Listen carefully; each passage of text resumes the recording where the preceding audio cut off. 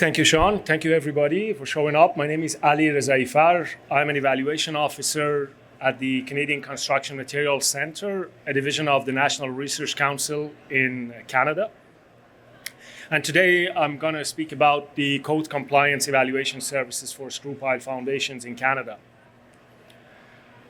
In summary, I'm going to talk about the regulatory framework for construction industry in Canada in general. What does CCMC do, Canadian Construction Materials Centre, and the alternative solutions path for code compliance of innovative materials, innovative products such as screw pile foundations. The evaluation strategy that we have for these products, for screw pile foundations in general, and the challenge we are facing right now, the CCMC challenge when it comes to this product. So, as an introduction, the construction industry in Canada is the third largest contributor to the national GDP. And there are currently more than 1.5 million people working in this sector. But to you guys, our American friends, the whole population of Canada is smaller than California. So when I'm talking about those numbers, please understand the scale. So construction in Canada is regulated by the government, by the federal government, through the application of 4 national model codes. And the national model codes in Canada are in the domains of building, plumbing, fire, and energy. And when it comes to building, national building code in Canada, the code provides requirements for compliance of construction materials in the 6 domains of fire protection, structural design, environmental separation, HVAC, plumbing services, and safety measures. And the code provides acceptable solutions, meaning if a product could be evaluated through a single standard which is addressed by the national model codes. The code accepts it as an acceptable solution. But more often than not, the construction materials, the construction products are considered as innovative, meaning there is not a single acceptable solution in the national model codes for them to be able to comply to.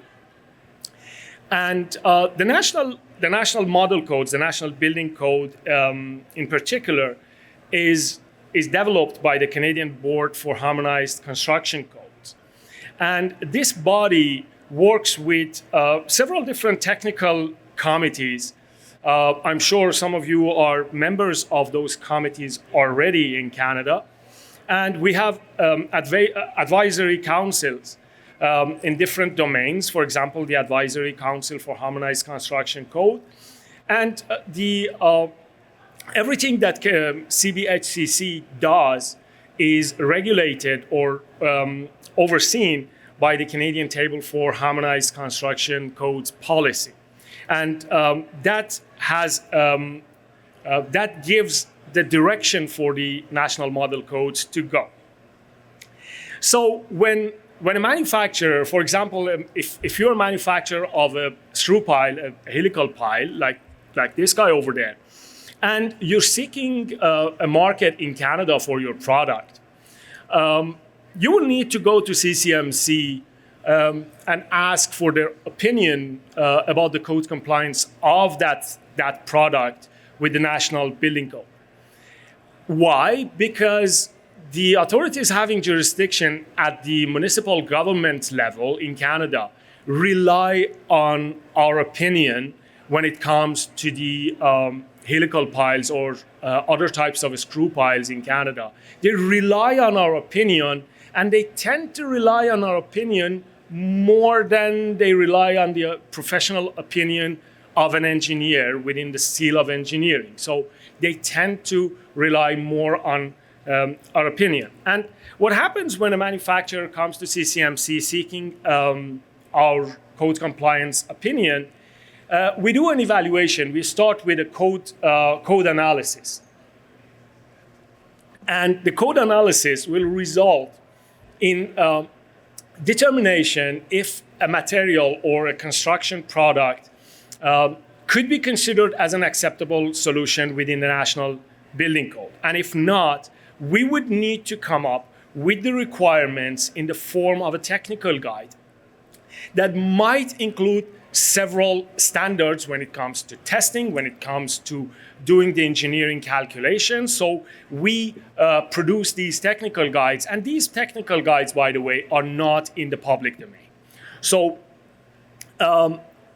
once the technical guide is published, the manufacturer has to demonstrate the compliance to the requirements of that technical guide by providing their documented quality systems, the installation manuals.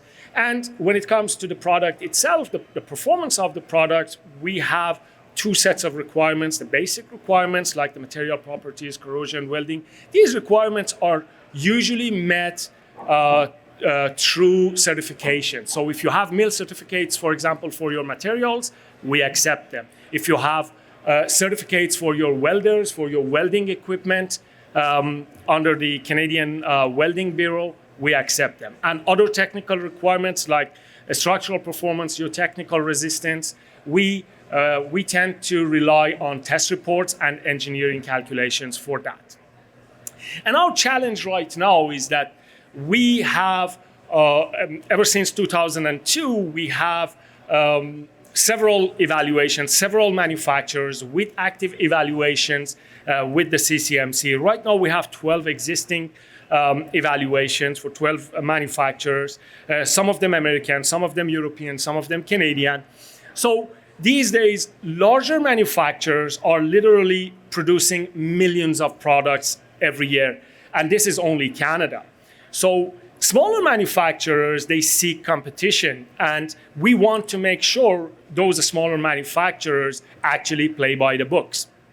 And more home builders are these days opting for this system. So the challenge is rising, and we need to make sure if we give our opinion about the performance of the product, that opinion stands. And every day in Canada, we have thousands of piles installed, and the life safety of Canadians is our main priority. And there are still several manufacturers without a CCMC evaluation. I've met with some of you guys today with a Canadian market, but without the CCMC evaluation. This is highly recommended if you seek an evaluation with us. And with this, I'm here if you have any questions. Thank you.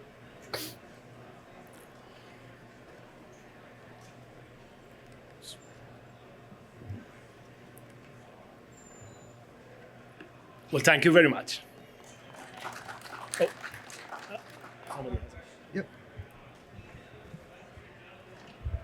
Ali, I got one question. Do you have evaluation or technical guides for other types of deep foundations, or so far is it just the screw pile systems? So far, we only have screw pile systems. We do have other domain of foundation products, like a good example is Superior Walls of America. It's another company. They produce precast foundation walls, very thin ones.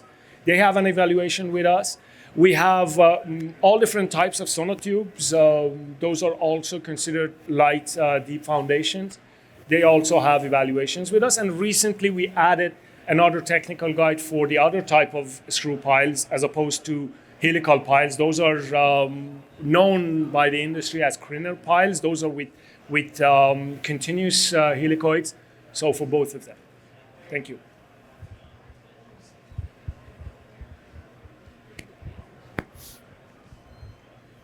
How about mechanical joints for pipe piles? Oh, that's a very, very good question. Of course. One of the requirements in our technical guide when it comes to helical piles or other types of screw piles is the extensions. So if you ever have an extension connected to the lead shaft of the pile, you obviously need a connection between the extension shaft and the main shaft. Some manufacturers have a combination of welding and bolts acting in shear, and those are like snug tight bolts. Some other manufacturers I'm aware of other types of connections that they rely on. They're just like nuts and bolts. The extension acts as a nut and the main shaft as a bolt. There are different mechanical connections. And every manufacturer that I evaluated, they produce their own coupling mechanism as well. I was asking you about the no helical pile, just the regular pipe piles, no helical. But pipe pile can have physical, mechanical joints. Would they be under your jurisdiction, or how would that work? Well, that's obviously not in my presentation, but for any pile, for any construction product, the regulatory framework suggests that the design is either by an engineer, sealed by an engineer, or the authorities that provide the building permit. They want to know if the system is designed and it's sound and the life safety of the occupants of the building that system will support is met. So for that specific case, I'm sure there are mechanisms to provide the compliance to the National Building Code for that. Okay, Thank you. The gentleman on the front.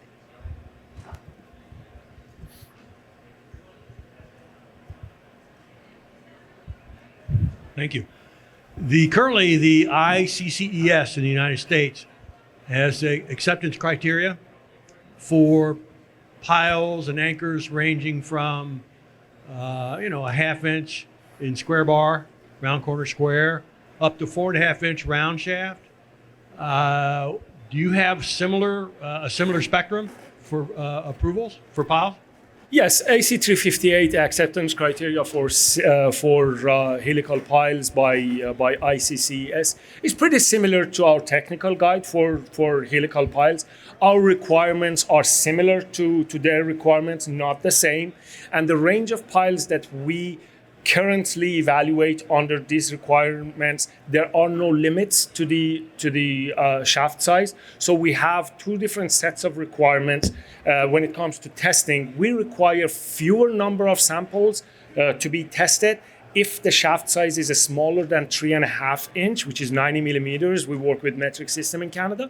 So for larger piles, we require more testing. So we want to render our opinion about the design, of the pile, about the design resistance of the pile based on engineering evidence. And right now, the sample size for larger piles when it comes to testing based on ASTM D2911,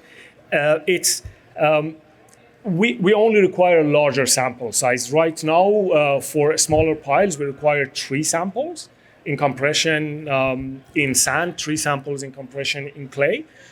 For larger piles, we require more samples in order to be able to give our opinion about the design value with the confidence level that we select.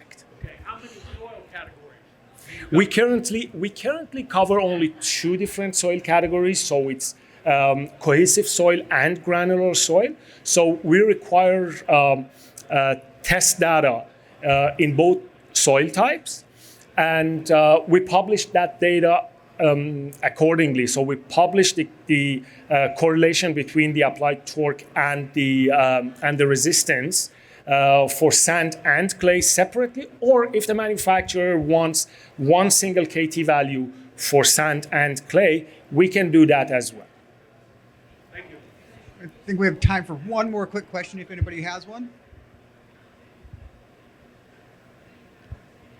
Ali, Thank you very much. Thank you very much.